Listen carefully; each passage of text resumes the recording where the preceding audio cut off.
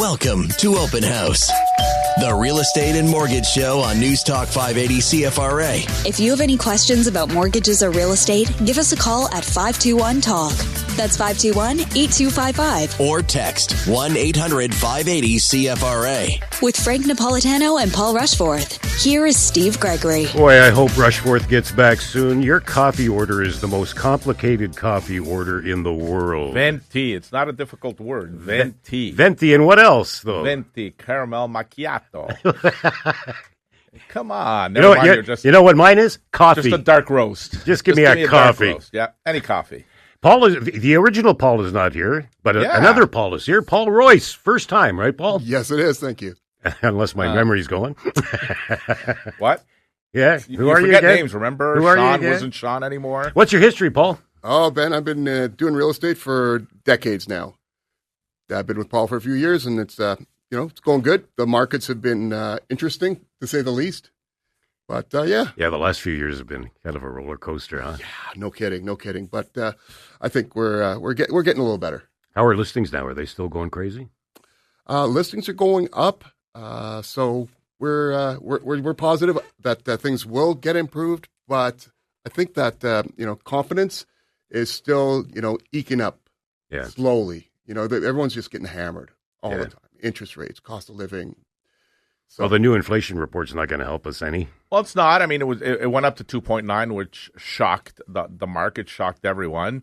A couple of factors in there, and again, most people can vouch for the fact that food inflation's up a little bit, and I don't know. I mean, like I said, every time we go shopping, I shake my head. I mean, Costco, I used to call it the $300 store. It's now a $500-$600 store. You go in there for a few things, and you're out of there $500-$600 later. Has pasta gone up that much?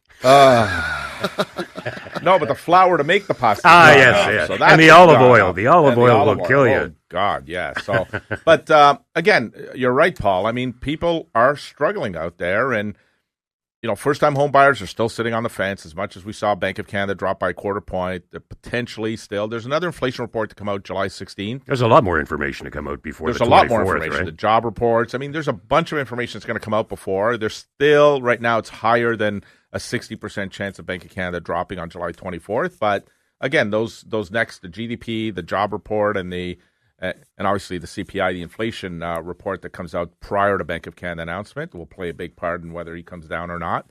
At the very worst, we're going to stay flat. And then if there's no movement in July, then there's then they're calling for about a 95% chance the Bank of Canada lowers the rate in September, early September. If there's no movement in July, is there a chance they would come down 50 in September? Always a chance, depending on what the reports come out. Then there's a lot of economists that think that, and Benjamin Tal being one of the better ones in Canada that we have with CIBC. I mean, he spoke to a number of mortgage brokers in the Toronto area over the last week, and he's probably not wrong in saying that technically we are in a recession. It's just that the inflation or the immigration has been so big that it's kept the numbers, the per capita numbers, enough to the point where it doesn't the government can say we're not in a recession, when yet most Canadians feel that they're in a recession because they've had to pull back.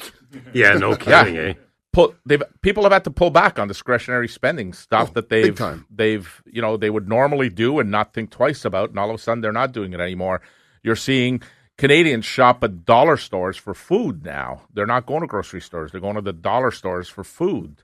They're lined up, and they're running out of food, the dollar stores, because everybody's going there because they can't afford to go to the normal grocery store. So a little disappointing because we all thought Canada was better than that, but it's going to be 16 months until that next election. It's going to be a long 16 months, I feel. Yep. Well, food is up like over 20% in the past 4 years or so. You got rent, but it feels like 50. Yeah. It doesn't feel like 20. The numbers will tell you 20. Yeah. But it feels like 50, 60%. Rent 8.9% from last year. Mortgages 23.3%. I mean, these are hard nuts for people to crack.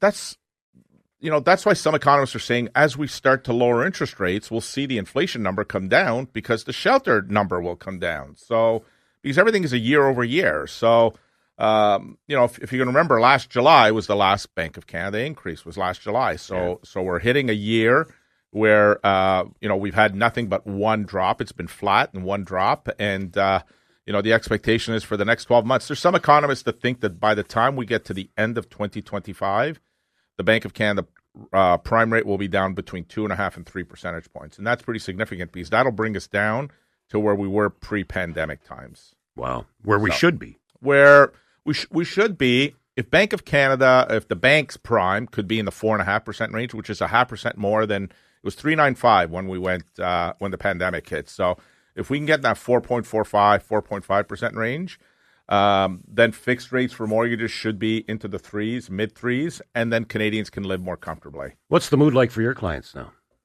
I think hesitant.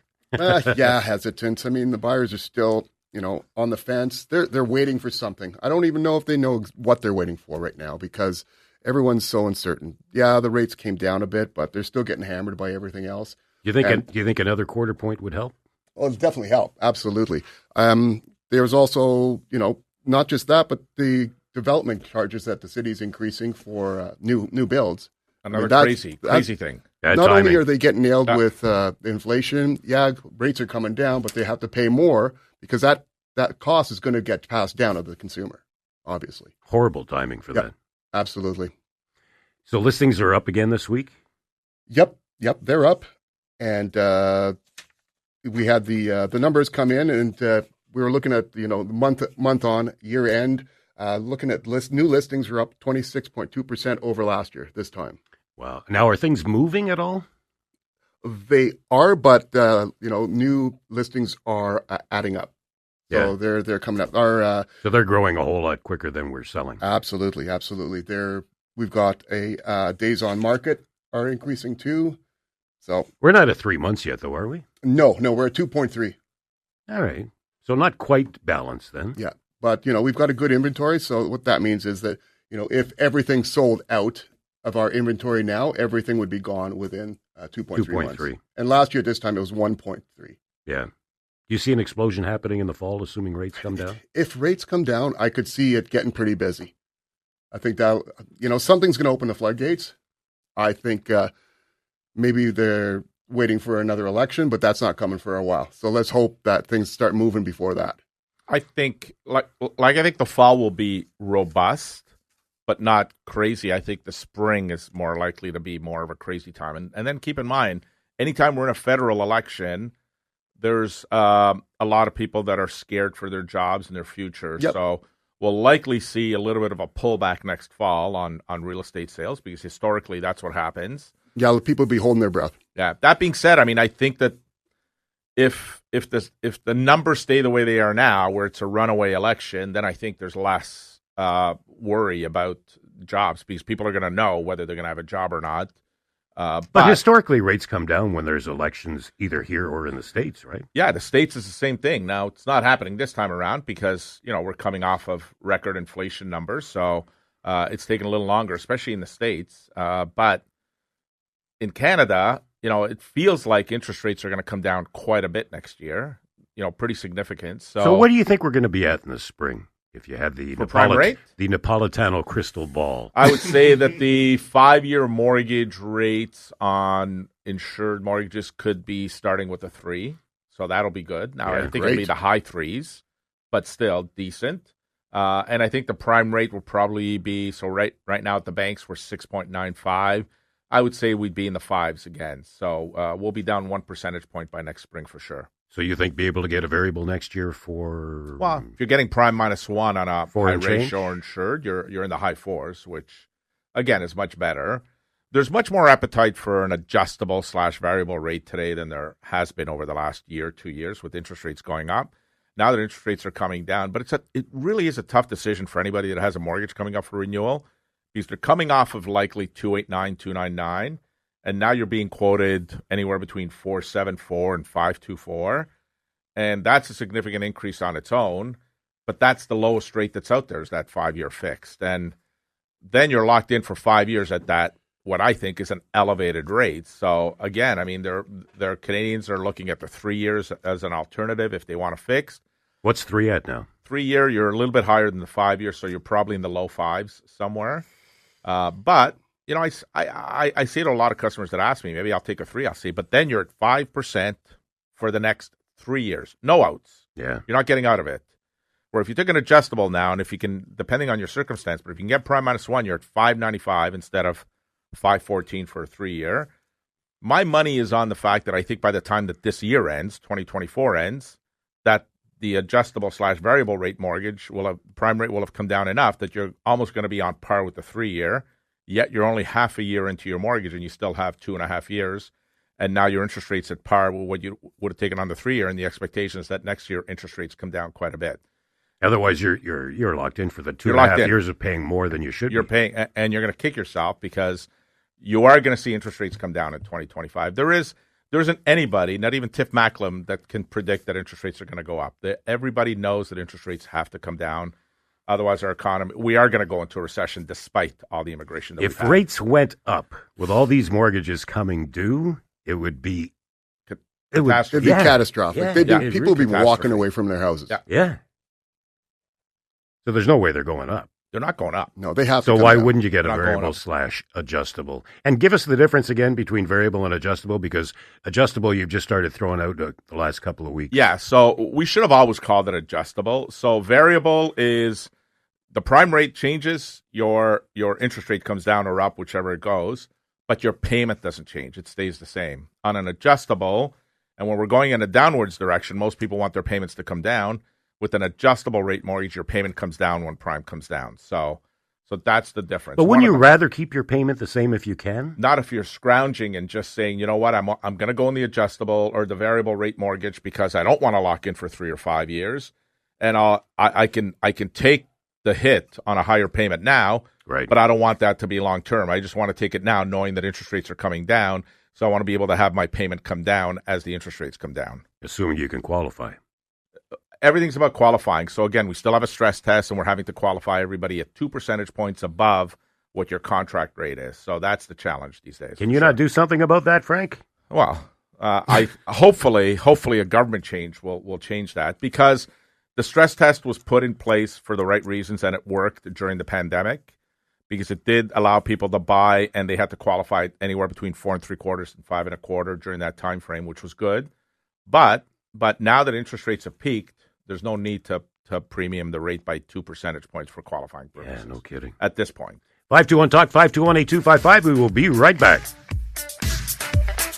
Welcome back to the show. Paul Royce in for Paul Rushforth. Frank Napolitano is here. Greg is here. Hey, Greg, I want to ask you about AI. There was a story in the news about AI and people now using AI to promote their ads in real estate. That's really nothing new. You used to call that Photoshop, didn't we? Yeah, I still call it Photoshop. Yeah. Yeah, I mean, there's some great new tools coming out to help, with photo editing, video editing. It's just making the process a little bit easier, but you still have to go in and make those little tweaks on the photos. And you still can't change a property much. That's one of the things we have to be really, really careful about. Like Paul can, get a good slap on the wrist and a good fine, or potentially lose his real estate license if we misrepresent the property. Like one of the most common ones, people say, oh, I hate the power lines that go across the front of my house. Can you Photoshop those out? I can, but I won't. Yeah. We can't misrepresent the property like that. Yeah, but you can show alternatives, right? You can show, here's how it could look.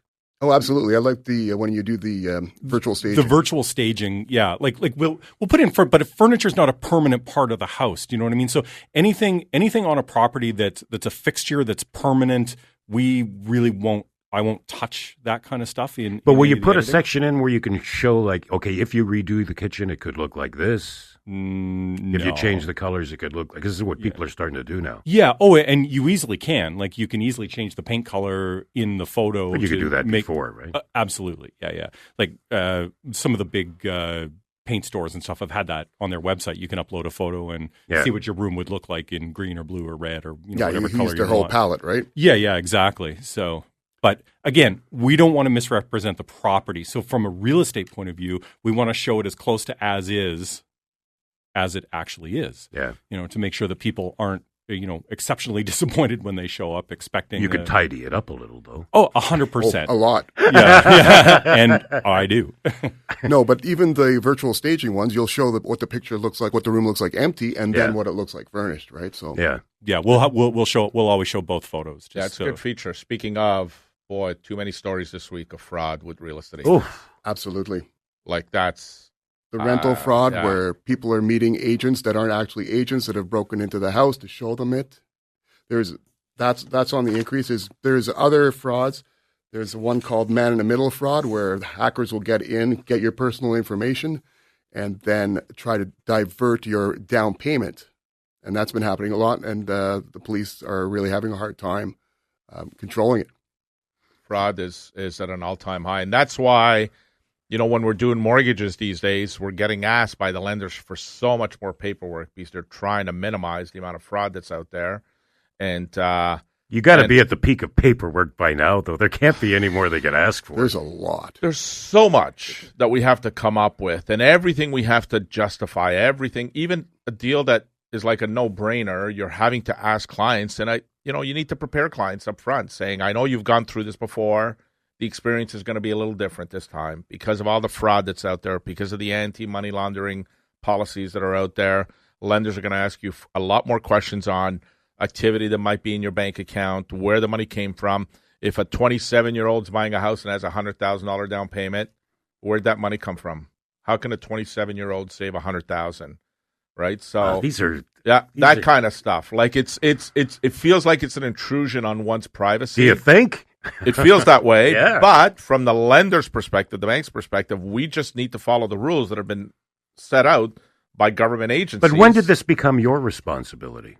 Well, I've always argued, so if there's a $10,000 deposit in the bank that happened 3 months ago, why do I need to find out where that money came from? The bank who accepted that deposit should be doing their diligence to find out whether that money got put in the account from illegal activity or But from why is legal it even activity. up to the bank?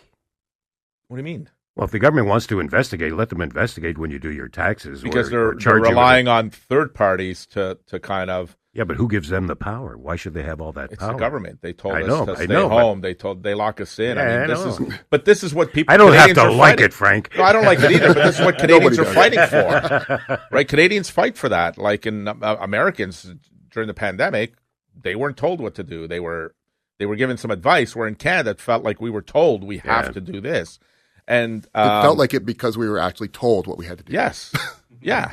But when it comes down to somebody looking into your finances, there's nothing more personal than that.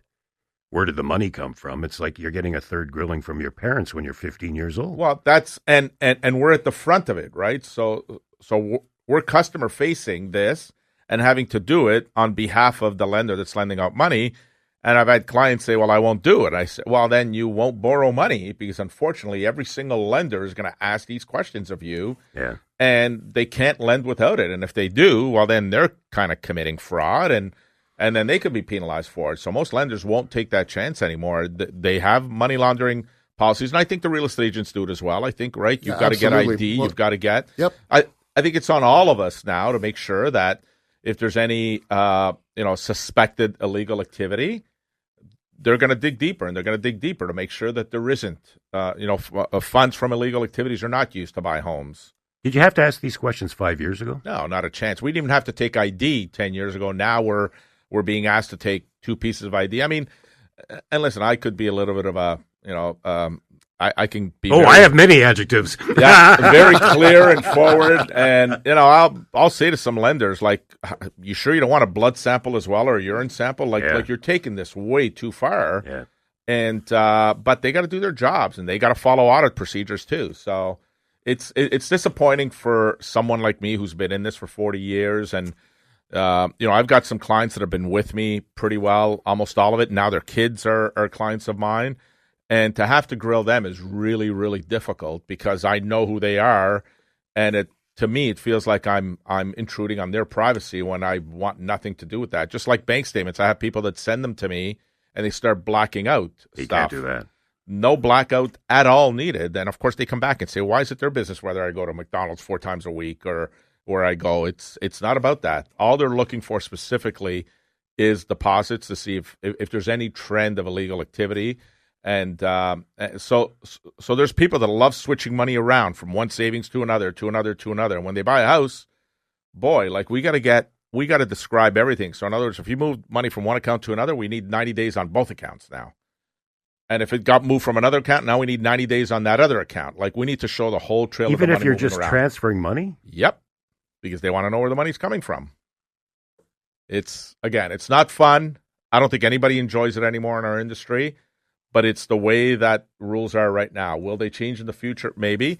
But the more we see a lot of this fraud, like Paul was just talking about, with the rental scams, with the middleman scams, the more of these that come out, the more we're going to see the rules potentially get even tighter. Because, again, the whole goal here is to prevent as much fraud as possible. Absolutely. And protect the consumer. Yes. Right? And on that note, I would say that any renters out there looking, just verify that you're actually dealing with a licensed realtor, because people can pretend. So, just go to the OREB sign, go to the Find a Realtor section and double check. Yeah. Call the actual realtor and have a conversation with them. Their phone number should be. Now, again, I don't think it's going to be that difficult for a fraudster. They go that deep into it that they can probably manipulate the phone number on one's website, and they don't even know that it's been manipulated, and all of a sudden you think you're talking to the agent. They're getting way more sophisticated. Correct. Even if you did that, there's a chance you could get scammed. Like you can take these steps, and there's still a chance it could be a scam. Sure. I think the thing is just to try to limit your vulnerability. Yeah. How do I know you're an agent, Paul? I'm wearing the shirt. Oh, right. He's got the official Paul Rushforth shirt on. Now I see everybody I got the with Paul coat in the corner. Rushforth t-shirts. 521-TALK, 521-8255. We'll be right back. Welcome back to the show. Paul Royce is here. Frank Napolitano is here. Paul Rushforth is still celebrating his birthday. A long birthday party. I don't remember. You know what? I went to Vegas for my 50th, and I managed to survive. You were back in 4 days. Yes. Not 4 months. Didn't take you 4 months. He must be having fun, huh? Oh, yeah. I bet he is. Paul likes his fun. I bet he is. That or he can't afford coffee anymore. It's one or the other. Oh, boy, is he buying coffee when he gets back for 4 months straight. Hey, I've been reading the condo market's a little slow. Are you finding that, Paul? Yeah, it's slow, but I think it's Is that because it's first-time homebuyer territory? First-time home buyers, they're just, they're sitting on the fence just like everyone else. Yeah. So they are moving, but they have to be priced well. Yeah. Anything that's priced just a little over market, if people are, for those people that are testing the market, that's not going to work in this market. Is there one type of home doing better than another? Townhome, bungalow? I think that the townhomes are doing better only because they're in that bracket. The larger priced ticket items like the big homes with the double garages, they're having a little harder time. There's not as many people moving up right now. So that makes a difference. Well, it's a little over 43% looking at between 500 and 750,000. Right? Exactly. So exactly. that's like almost half of the market right there. Yeah, so you're looking at townhouses that are priced in the high fives, low sixes, as compared to a home that's 750, 850, depending. Yeah. So it's a big jump. What about downsizing? People starting to downsize now, or are they hanging on to what they've got? I think that they will start downsizing, like Frank was saying during our break, right? People they say, well, we want to have a lifestyle. We want to be able to go on our trips, right? So we don't need that. We would rather do that than have to suffer through higher payments and not have a lifestyle. Are you seeing kids take over their parents' homes? We're seeing parents call and see if they can add kids to the title, whether they would qualify for it if they bought it from us. A lot of gifted equity. So we're seeing the gifted equity where, the house might be worth $700, but the kids only qualify for a mortgage if the purchase price is $500. So they'll sell it to them for the $500, and then they'll gift them, some equity for the down payment. They have to be creative these days because most parents that I talk to say, we got lucky. Like, we were able to buy a house and be able to afford it. I don't know how long it's going to take for my kids to be able to afford a home. So I got to be there for them and try to help them. So there's two choices. Either they can take over this house and we live together, and we're seeing a lot of that where couples get married and they just move in with the parents. Really? We're seeing a lot more multi-generational homes. 100%. They're actually even building homes now with SDUs in them. That's secondary dwelling units. They're down in the we basement. have to. SDU sounded like something Yeah, you don't want to get. In this case, maybe it's good. It's Even if it does raise the value of your home. Yeah, it does. Second kitchens always do too, by the way. But Don't put SDU in an ad. Yeah. But speaking of ads and stuff, we're seeing all this rental fraud. Does it make more sense if you want to rent a property to do it through a real estate agent? I know there's a little bit of a cost there, but doesn't it at least protect purchasers out there or not purchasers, but renters out there by at least dealing with a real estate agent. And absolutely. The money goes to a trust account. Like yep, if you're the deposit renting, goes to it should go to the trust as yep. opposed to just the person, so that, if a real estate agent saying you make the check payable to me, on the scams I'm talking about, right? So email transfer me. Most real estate agents don't accept email transfers. I think it's a check by in trust, right? Yeah, and if you do, it's an e-transfer to a brokerage trust account. Right.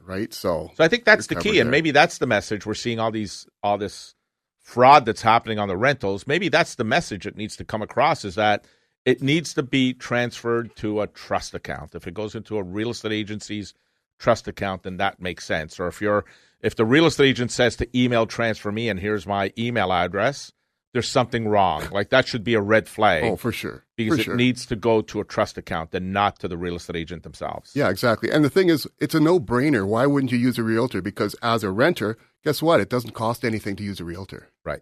If you're looking, you mean? Yeah. Commissions are being paid by the landlord. Right. By the owners. So why wouldn't you? No, exactly. Well, the landlord will say, I can rent it on my own and not have to pay that commission. So I think that's not these days, though. Who knows, right? More difficult. But if it's a scam, then there's more chance of a scam happening in that scenario, I would think. So the good news is rent isn't going up more than 2.5%. Made that announcement on Friday, yesterday. Yeah. I mean, if your property is before 2018. Yeah, it's good news, except for landlords that have mortgages that are coming up and for renewal, and they're at 2.89, and now they're having to lock in at 5%, and their payments going up $500 a month, and yet the rent's going up $65 a month. Well, that potentially is a problem. So that's where I think we're going to see more listings potentially over the next 2 years. If the rates don't come down, we're going to see investors say, like, it doesn't make sense. My negative cash flow is $300-400 a month, which I can't afford. Why am I keeping this property? Yeah. Maybe it's time to sell it. So. No, exactly. And where you're told that you can't raise your rents over so much, so much percent, 2.5%, but inflation is 2.9 or more, 3.1. Then you're losing. Yeah, and you're losing year over year. Are you going to see more investors start to put their properties up for sale? I think they're riding it out right now, but I could see that. I mean, the new investments. The climate in Ontario right now with the Landlord and Tenant Act is pretty tough too. Like, I don't even want to go there. But I wouldn't want to be on either side of that. No. Well, no, but tenants know the rules now, and there's tenants that are purposely will commit fraud, because what they'll do, and not fraud from a standpoint of, but they know that they can't get kicked out, and by the time it gets in front of a judge, it's 6, 8, 12 months, and they end up living rent-free, and the landlord has got to sit there and do nothing because there's nothing they can do to get them out, even though they've broken the lease and they're not paying their rents, and who knows what they're doing to the house. And I don't know. I'm all for tenants being protected, but I think they're overly protected. They're taking now. advantage of the system right now. I've got tenants that have been holding landlords, ransom. They, you want us out? Give us $10,000, we're out. Yeah. And the lawyers of landlords are being told, just settle, because you're not going to win. It's like, really? What is that? Yeah, because it takes so long to go through the system. They're going to lose even more by having a unit that's not getting rent. That's true, because to fight it, you're with your lawyer, you're paying your lawyer. Mm-hmm. Yeah, there's just too many costs associated with it. Wow, who wants to be a landlord today? Although not many people are doing it because there is no cash flow, right? No, exactly. But I mean, I think that people are rethinking that. I think more people are thinking maybe we'll just buy a place, renovate it, and sell it. But then the capital gains they're looking to increase, and even higher now. It doesn't matter which way you turn, you're going to get it. Yeah. So the investors that bought years ago are ahead of the game. So again, that's what's going to keep investors with those properties. A lot of them can look at their property and say, even if they just bought it 5 years ago, 2019, they bought a townhouse for $400,000, which today is probably $600,000. So they're up $200,000. Yes, their mortgage is coming up for renewal, but now they can refinance the property if they wanted, get it over a 30-year amortization, hope that interest rates come down a little bit more in the next 6 to 12 months, where their cash flow loss will be minimal, but they'll make up for their cash flow loss by, what we're seeing some of the landlord or some of the owners of investment properties do is say, so it's going to cost me X amount more per month. So my shortfall is $400 a month. That's $5,000 a year. So if I take a 5-year, I'm going to borrow another $25,000, put it in that bank account, and now it's going to cover the shortfall so that it's not coming out of my personal pocket. Because they're up so much on the value, right? So they're up 200,000. Yeah, but why wouldn't they sell if they're up that much on the equity? But some people. So again, and Paul Rushforth always said, own doors, keep doors. Once you have doors, don't get rid of them. But are the times changing now, though? The only reason that I would hang on to it at that point is because I feel like, number one, I don't want to pay the stupid capital gains and the increase that just happened. And number two, maybe it's going to go up again. I mean, it might not go up like it did during the pandemic, but if properties, get back to 3% returns every year, well, then it's worth keeping as long as you have the right tenant. So again, I think tenants help make decisions for investment owners because huge. Yeah, if you got a crappy tenant, well, I'm out of this game. Like, forget it. I'm just going to sell it. It's going to be somebody else's problem. And there are these, what they call them professional tenants. They know how to play the system, and they'll just go from property to property. So, But not the majority, though. I wouldn't say a majority, but, it only takes a few to ruin the batch. Yeah. Look at the rental scams. I mean, we know about the dozen that are going on, but there's 200 that are legitimate that are out there. So, but you only hear about the bad ones because that's your due diligence. Always. You really do. But again, they're good. That's the thing, that the message that needs to get across is that these fraudsters are really good at what they do, and they can make you believe that they're the legitimate owners of that property. And you need to be diligent. You need to continue to pound and do some homework. On both ends, though. If you're renting out a property, too. Get that credit report, get that history. Always get a credit without check. meeting anyone. Like this, it's too easy today. Like you email transfer without meeting anyone and thinking they're the legit owner of a property. It's just too easy. And they're even meeting you, and they're even meeting you, yes. and they're pretending to be a realtor, and you don't know. Like, how would the average person know? So how would I know?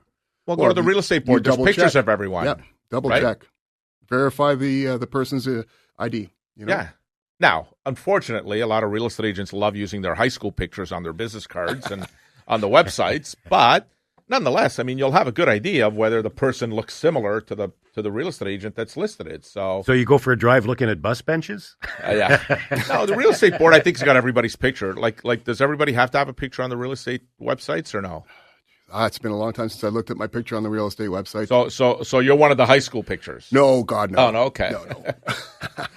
How fresh is his picture on the website, Greg? Well, it's at least 2 and a bit years old because I didn't take it. So yeah, because I didn't recognize him when he came in this morning. You were so. This guy? Are you here as a fraud real estate agent? Looks nothing like he does on the website.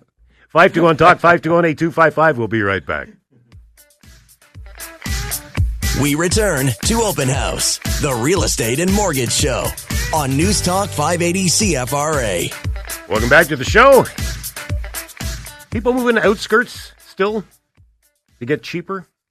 Yeah, a little bit, but I think that I know it was big during the pandemic. It was big during the pandemic, and we're actually seeing people moving back in. They got to work 3 days a week, sometimes more. Oh, what a sacrifice, to work 3 days a week from the office. Right? Don't you feel for that? Tough.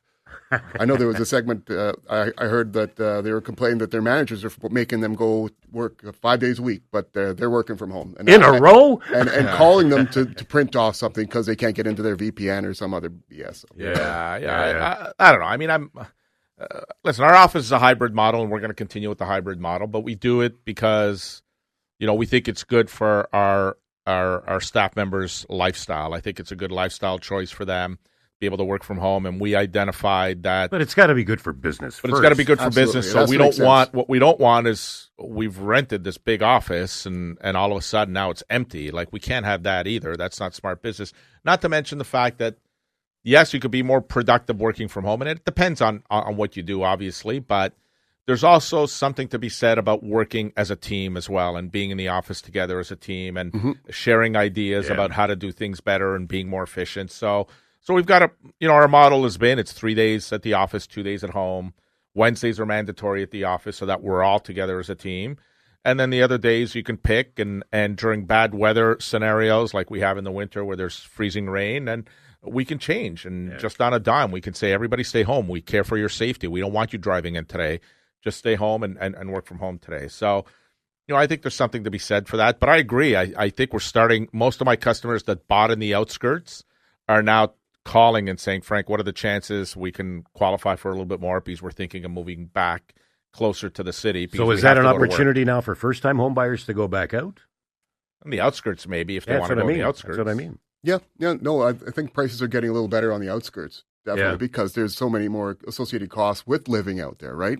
It's not like you've got just not only your gas for your commute, but there's, it's a little more for hydro, it's a little more for, all these other things. In rural, you got your septic to worry about, you've got propane because you don't get natural gas like you do here in the city, so. Yeah, well, it depends. I mean, some of them have it, obviously, for sure. right? So the big one is internet, right? You got to make sure you got a good internet. Oh, yeah. Well, especially if you're going to work from home. Yeah, you have to. But more importantly, and I have clients that call me and say, Frank, we're thinking about buying here. And I say, well, you got to work from home then. No, we go into the office. And where's your office? And then I say, have you done the math on how much gas is going to cost, wear and tear on your vehicle, sitting in traffic, if you have to sit in traffic? Do the math on that before you decide to move that much further out, just because you might get the house for $30,000 or $40,000 less, because that translates to a monthly $200, $250. If your gas is going to be $500, driving back and forth, and the wear and tear on your vehicle $500 a month, and the mortgage $250, you might want to move closer and maybe save that wear and tear in the gas. And will that house appreciate as much? Correct. So, and we're also seeing that traffic flow on the Queensway getting worse and worse as more people are returning back. Yeah, well, it's not so much fun. The traffic flow because of the Queensway. It's because everything is closed for stupid bicycles. Oh, boy. You're going to go down that road, are you? You're going to upset cyclists, are you? So, yeah. No, it's again, I mean, it's a different world we live in, and we have to adapt to the changes, and we may not agree with them, and they may not make sense, but, I think as certainly Steve and I are the oldest ones. I don't know, Paul, you're up there too, I think. But yep. But we've been around when there's a lot of gray in this room. Yeah. When things seem normal, and now it just for us older people, we look at things, we scratch our heads and say this can't be real. Like I never imagined that this is the way things would be today. Oh no, absolutely never did. So no. But I remember back, it was like late 80s, early 90s, interest rates were 18%. People were still buying homes. Yeah. Oh, yeah. But you were getting a house for $100,000. Yeah, so exactly. Much different then, right? Yeah. So but payment-wise, it's not that much different from what you had to spend compared to how much you were bringing in. Different. I mean, if you got a $100,000 mortgage back then, your payment was $1,100-$1,200 a month. You're not getting anything for $1,100-$1,200. No, but $1,200 a month. How much were you making back then? Yeah, much less. Yeah. But back then, and I will say, it's not about just the mortgage payment piece. It was just about the mortgage payment. That's fine. Back then, we didn't have cell phones, which are $70, $80, $90 a month. We didn't have carbon tax. We didn't have carbon tax, that's for sure. We didn't have that 9 years ago. So, but we didn't have internet, which is another $80, $90, $100. If you're working from home, you got to get the premium plan because the small plan is just not going to work. So, again, it's all the other expenses. You look at utilities. I mean, I get a water bill for $30 of water, but the bill's $140 because there's all these other surcharges on there that drive the prices up. So it's just not. Back then, I mean, your utility bills would be lucky if they were $20 a month. Yeah. So much different than they are today. Cost of living's gone up like crazy. Yeah. But fixed rates have come down a little bit this week, haven't they? Just a little bit. But again, not enough to sway anyone. Like, listen, if you're not going to sleep, if you take an adjustable variable, then take the fix. But just accept the fact that you're probably locking in at an elevated rate, and you're not going to be able to get out of it, and you're stuck in it for the 3-5 years that you choose. Or take an adjustable variable and don't lose any sleep still. Like, try not to lose any sleep, knowing that interest rates are going to come down and you could at any time convert it to a fixed mortgage. All you're doing is trying to time the market, letting the interest rates come down a little bit, and then go into a fix. So you're not stuck in the adjustable or the variable for 5 years. All you're doing is trying to time the market and hoping that, like the economists all predict, that interest rates will come down that 1.5, 2 percentage points, and then lock in the 3s rather than locking in the high 4s or 5s. And how much more are you paying right now? Well, depends on the amount of the mortgage, the but probably... No, I don't mean in real dollars, in percentage. The difference between... 1%, 1.25%, which again, prime rate's expected to come down 0.75 of a point just between now and the end of the year. So right away, you'll probably make most of that back, and you'll be very close to what the fixed rate is by the time that we get into 2025. And if you can afford the payments... It's only going to come down. That's the key. And then qualifying, right? Qualifying is the tough part. That's the other part. Sometimes we have to put people in a 5-year fix because they just don't qualify for the adjustable rate mortgage. Disappointing. Yeah. For sure. It's a shame you lose that choice. It is. That's why... No chance they're going to revisit this qualifying? But I think it should be a qualifying rate. It should have nothing to do with the contract rate. It should have everything to do with, we are comfortable if Canadians qualify at 5.5%. And then everybody has to qualify at 5.5%. Yes. period. That's the way. Yeah, it should regardless be. of the mortgage you take. Regardless of the mortgage term or any, it doesn't matter. Like it used to be at first when they came out with it. If you took a 5-year fixed, you get the contract. You get to qualify the contract the 5-year fixed. If you take any other term, you add the 2%. Yeah. Which at least allowed people to take a 5-year fix and know they qualify because their rate's set for 5 years. But they stopped doing that, and now everything's got to be +2. Instead, just give us a qualifying rate. Say, here's the rate that you got to qualify at, and whatever it is, that's everybody qualifies at that same rate. Yeah. Regardless of, and then you have choice as to what term you can take. That makes too much sense, Frank. I know. I agree. Birthdays? Just a couple. Julie Leduc from our office celebrating her birthday, and my son-in-law, Chef, celebrating his birthday on Tuesday or Wednesday. But anyway, happy birthday. Personal friend of his. Yeah, just my son-in-law. That's all. He's just my son-in-law. No, great. And happy Canada Day to all. Enjoy Canada Day. And 157, 150. We don't look 157. And just one last thing. Forza Azzurri today at 12 o'clock, Italy plays. And Canada tonight, too. So Canada's got a chance to go to the second round of Copa America. So yeah, that'd be great. Yeah, it'd be awesome for our country. Paul, great to have you here. Thank you very much. How do we get a hold of you? Just look on the website or call me. You want me to throw my number out here? I could do that. Yeah. It's 613-601-5800. Have the same number for 20 years. And how do I know 24/7. How do I know you're a real estate agent? Well, email me and I'll send you my ID. It's Paul Royce at paulrushforth.com. Awesome. Have a great week, everybody. Happy birthday. Happy Canada Day and support the local businesses and charities, everyone. Right on.